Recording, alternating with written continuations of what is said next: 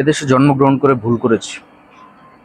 চলমান বুয়েট শিক্ষার্থীদের আন্দোলন নিয়ে কিছু কথা না বললেই নয়, যেহেতু ইঞ্জিনিয়ারিং পড়েছি। বুয়েট শিক্ষার্থীরা আসলে 25-30 হাজার টাকা সরকারি চাকরির জন্য আন্দোলন করতেছে। আর বাস্তবতা হলো, একজন বুয়েট স্টুডেন্টের পিছনে সরকারের প্রতি বছরে 3 থেকে 3.5 লক্ষ টাকা খরচ আছে। আর একজন পলিটেকনিক স্টুডেন্ট, তাদের পিছনে 50 থেকে 60, হাইস্ট হলে 70 হাজার টাকা খরচ আছে ট্যামারেজ দিয়ে। তো মূলত ডিপ্লোমা ইঞ্জিনিয়ারদের জন্য সহকারী প্রকৌশল বা সহকারী প্রকৌশলী পদগুলা। তো এখন বুয়েট শিক্ষার্থীদের আন্দোলন তারাও সেই পদে চাকরি করতে চায়। হ্যাঁ, তারা উপর লেভেল থেকে নিচে নামতে চায়। এটা বাস্তবতা। তো উপসহকারী প্রকৌশলীদের কাজটা মূলত ফিল্ড লেভেলে। এখন বুয়েট স্টুডেন্টরা যদি তাদের লেভেল ছাইড়া এসে ফিল্ড লেভেলে কাজ করতে চায়, তাহলে তাদের পড়াশোনা, মেধা এবং বিশ্ববিদ্যালয়ে পড়াশোনার মান নিয়ে আসলে মানুষের মনে প্রশ্ন উঠবে। এটা স্বাভাবিক। আর এটা লজ্জাকর ব্যাপার আমাদের জন্য। আরেকটা বিষয় হচ্ছে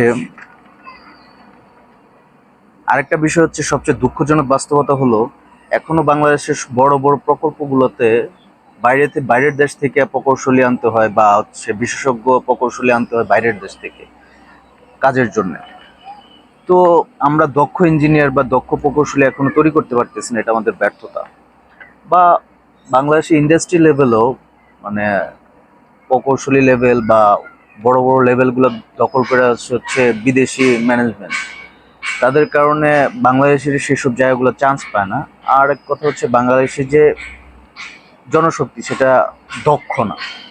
যাই হোক, তারপরেও আমাদের মূল সমস্যাটা ছোটবেলায় আমরা পড়ছিলাম না যে চাহিদার যোগানের সংজ্ঞা।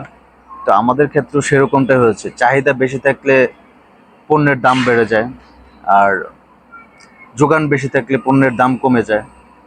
তো আমাদের ক্ষেত্রেও সেরকম যোগান বেড়ে গেছে, সেই জন্য আমাদের দাম কমে গেছে। দ্বিতীয়ত আমরা দক্ষ মানব সম্পদ তৈরি করতে পারতেছি না। শুধু ভুড়ি ভুড়ি ইঞ্জিনিয়ার, ডাক্তার তৈরি করতেছি, শিক্ষা বাণিজ্য করতেছি, শিক্ষা নিয়ে একটা ব্যবসা করতেছি, কিন্তু সেটা থেকে আমরা আউটপুট কিছু পাচ্ছি না। না হলে আমরা বাইরের দেশ থেকে কেন দক্ষ প্রকৌশল আনতে হয়? তো এই আন্দোলন, বুয়েটের আন্দোলন, আসলে এটা না হয়ে তাদের হওয়া উচিত ছিল যে তারা কিভাবে রিসার্চের দিকে আগাবে, বা তারা কিভাবে গবেষণা উদ্ভাবনা এদিকে আগাবে, সেই বিষয়ে আন্দোলন করা উচিত। যে তাদেরকে সেই স্পেসটা তৈরি করে দেওয়া উচিত, বা তৈরি করে দেওয়ার জন্য আন্দোলন করা উচিত, যদি তাদের সেই স্পেস না থেকে থাকে।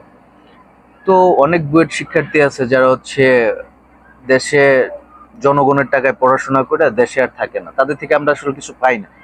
তারা সুযোগ পাইলেই দেশ থেকে পাড়ি জমায় উন্নত দেশে, উন্নত জীবনযাত্রার জন্য তারা উন্নত দেশে চলে যায়। কিন্তু আমরা যে সাধারণ নাগরিকের টাকায় পড়তেছে বা শিখতেছে, সাধারণ নাগরিক তাদের থেকে কিছুই আউটপুট পাচ্ছে না। সো এখানে সরকারের ভাবা উচিত। সময় আসছে যেহেতু ভাবা উচিত। কিন্তু এই আন্দোলন যৌক্তিক না। তাদের এই আন্দোলনের সাথে আমি একমত।